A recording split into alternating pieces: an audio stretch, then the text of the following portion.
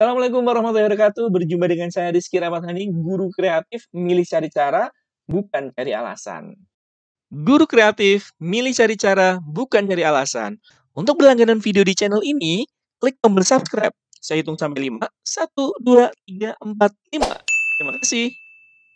Di masa pandemi seperti ini, saya sering banget melihat banyak guru-guru yang membuat media berupa video pembelajaran. Ya, tapi ternyata teman-teman ketika saya lihat banyak miskonsepsi atau video yang kurang tepat sasaran bagi murid. Seperti apa? Contohnya seperti ini teman-teman. Bahasa Indonesia. Indonesia. Kita cari teman-teman pantun bahasa Indonesia. Nah, kita lihat materi ini penontonnya udah banyak banget ya, udah 43.000. Kita lihat konsep videonya seperti apa. Oke, kita lihat video ini.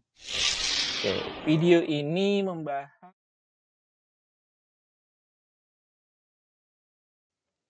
kalau saya lihat teman-teman semuanya dari video ini, kita melihat bahwa si pembuat konten ini lebih menonjolkan teori-teori dari pengertian, ciri-ciri, mungkin habis ini macam-macam pantun, kemudian nanti ada contoh pantun, gitu. Nah, ini menurut saya teman-teman semuanya salah satu miskonsepsi pembuatan video pembelajaran. Kenapa miskonsepsi? Kita akan bahas satu persatu miskonsepsinya. Ada 6 miskonsepsi.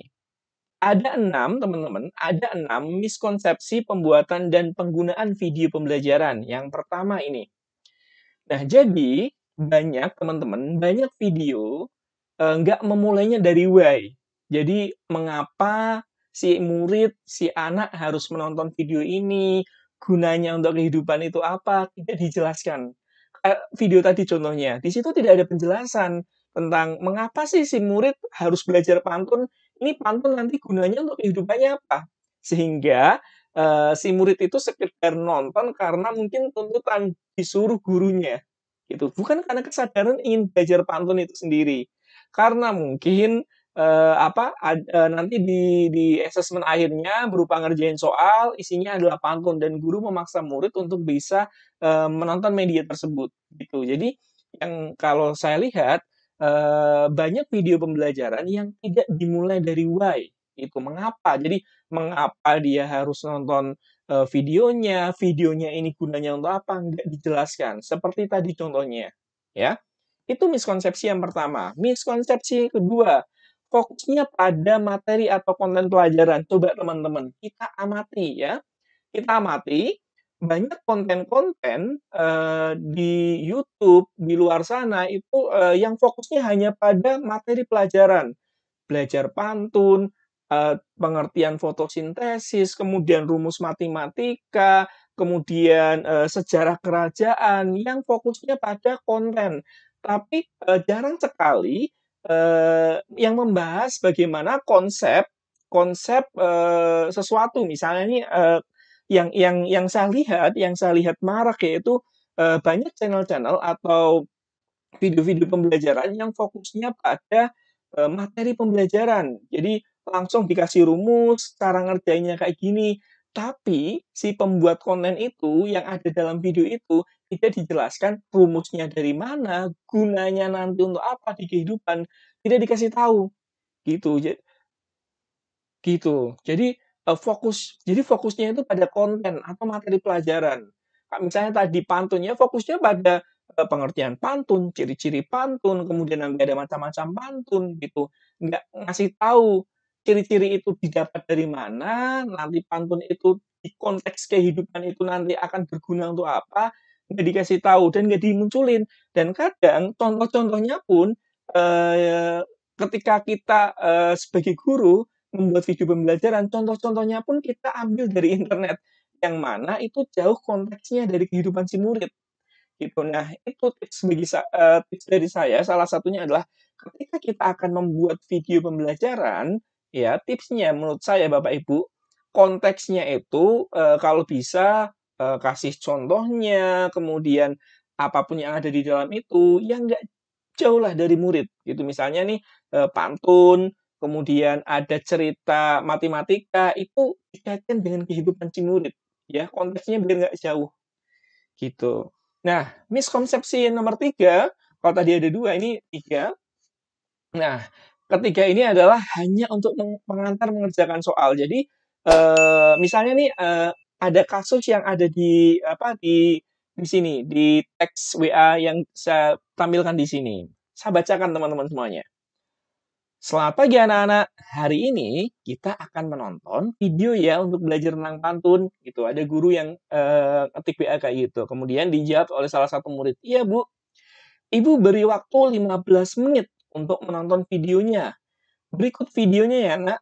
Gitu. Kemudian guru itu menayangkan videonya. Nah, setelah 15 menit berikutnya, si guru kemudian memberikan soal. Waktunya sudah habis. Sekarang jawab pertanyaan di bawah ini dan kirimkan segera ya jawabannya.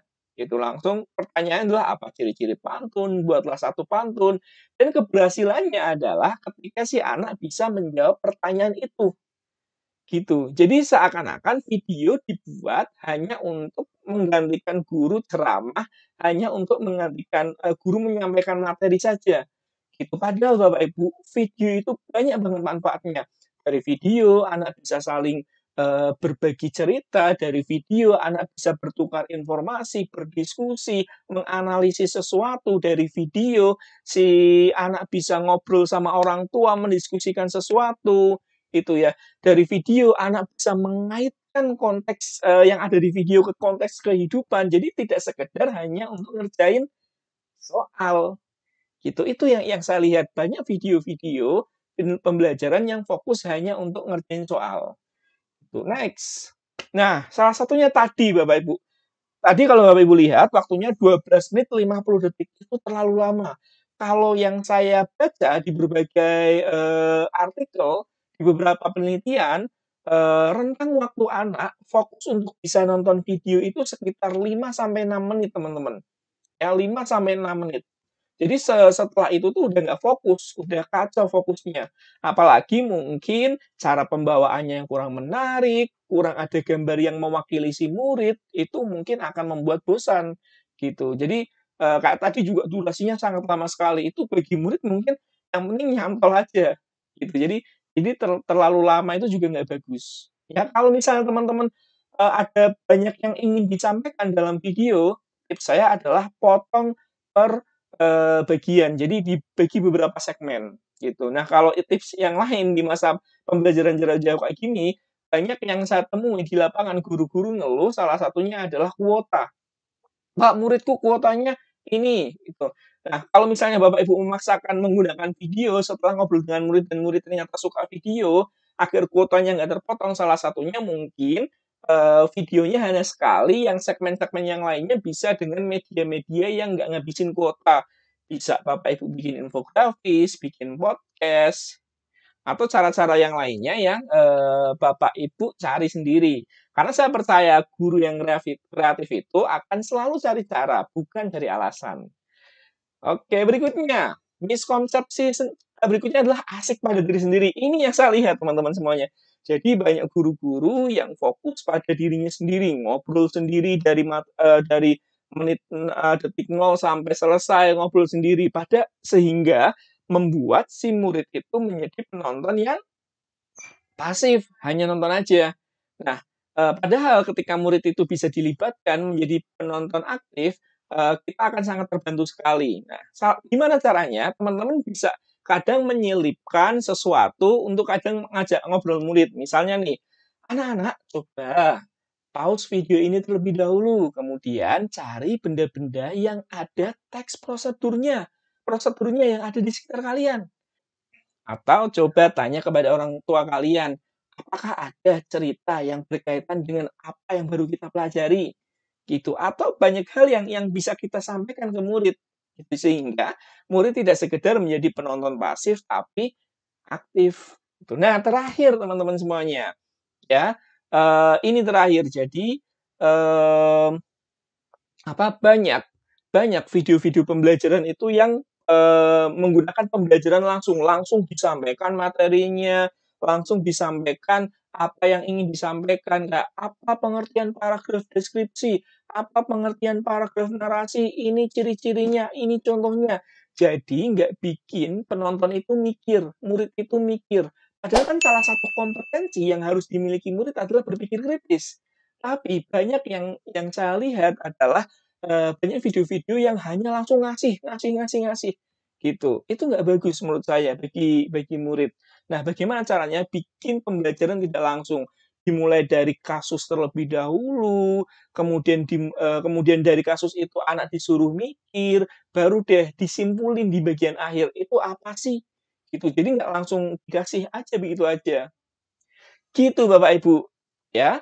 Jadi, harapannya dengan episode kali ini kita bisa ngerancang video pembelajaran yang lebih bermakna. Mau tips yang lainnya, subscribe channel ini @Rizky Rahmat ya, kemudian bisa bagikan video ini ke guru-guru yang lainnya. Akan banyak tips-tips menjadi guru kreatif di episode-episode berikutnya. Kita akan bahas tentang RPP, kita akan bahas tentang media pembelajaran.